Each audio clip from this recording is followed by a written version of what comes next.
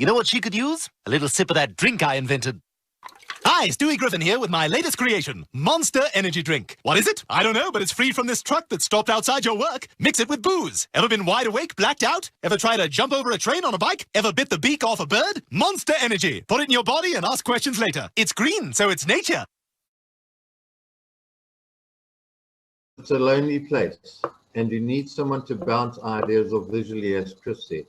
And there are some great models, but to actually think through those and work through those and have that time. If you're not investing, you're investing in your business, okay, as an entrepreneur.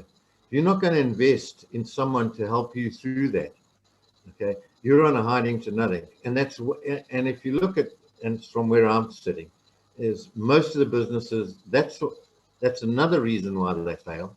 The other one is they don't know the difference between cash flow and profit. But their leadership skills are not at the level because of where they are in the business. Secondly, they don't have someone outside objectively looking. And you might go through 1, 2, 3 coaches. That's just how it is. You'll find the fit. And you'll find the fit if that coach is on their button. But if you don't have that today, and maybe that's why the coaching industry globally is $6 billion.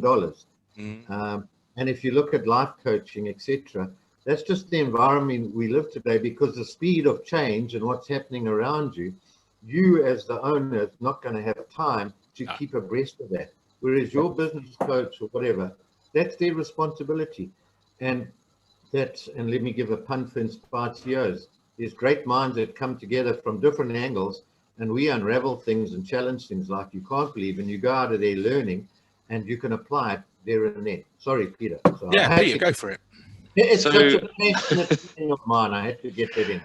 So I'm going to build on Guy, because you stole some of my thunder, but I want to build on that. And I was talking to somebody who is involved with one of these types of groups, and she said she realized her job as the CEO was, 1, to recognize that there's things she didn't know and let that exist, and 2, bring some people around her to be her team, and 3 is know that your job as the CEO is, as you grow, is to lead by letting go.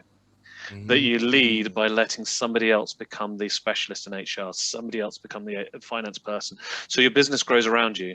And where I've seen people struggle is where they want to hold it to themselves at all points. It's like, I am going to do everything, or think they know everything. You know, and what you realize when you sit yourself around people who've been there in different sized businesses or work around you with diversity of thought, is suddenly you think, oh, I didn't see it that way. And so finding people outside your comfort zone, your community, your background, your nationality, your whatever that is, and bring people who are just very different to you, will give you a different attitude to where you think about your problems, and that really expands your mind. So Sydney, can I build on that further, please? But we'll then go to Sydney, because these are all great ideas, but the 4 of us talking in the room when we got a potential customer, then so please build. Okay, so do you remember you were reading 7 Habits of Highly Effective People? Indeed. And one of the most powerful ideas is start with the end in mind. Right now, we've got a chap in our group who his new ambition is to build a business that's worth £24 million. Right now, here's a thought for you. If you want to get to £24 million,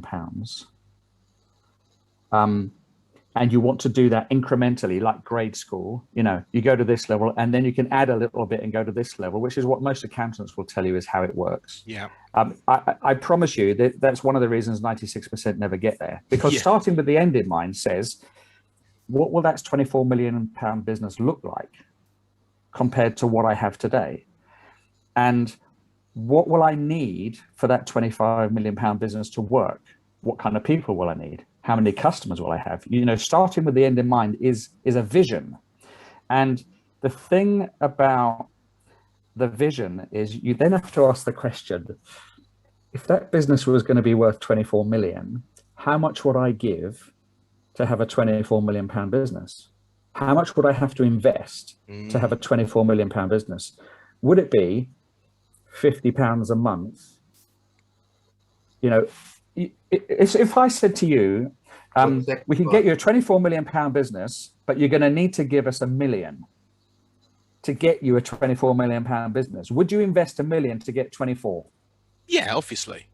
All day long, right? But most business owners don't think about it like that. They think of it all as a cost. But the thing is, whether you're talking about talent or you're talking about winning customers or you're talking about growing your capability, it's an investment in order to build the thing you want to build. The biggest challenge is, how do I know it's going to work? And that's what holds us back.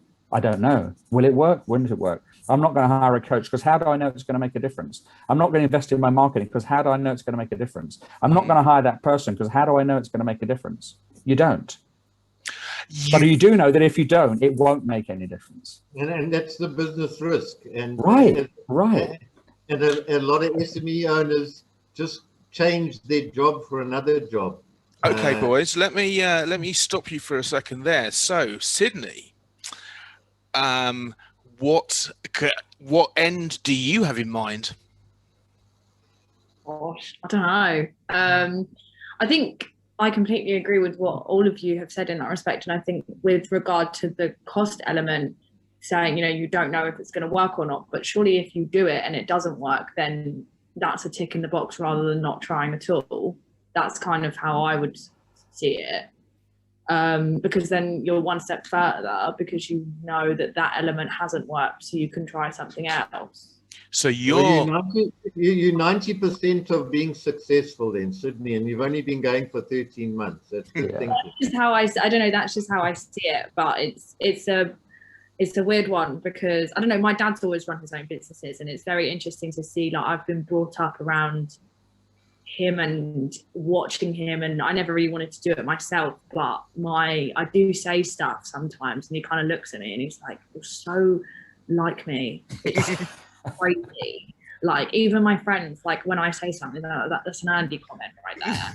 I'm like, I know, I don't know where it just comes out, and it's almost like I've been molded into this mini him.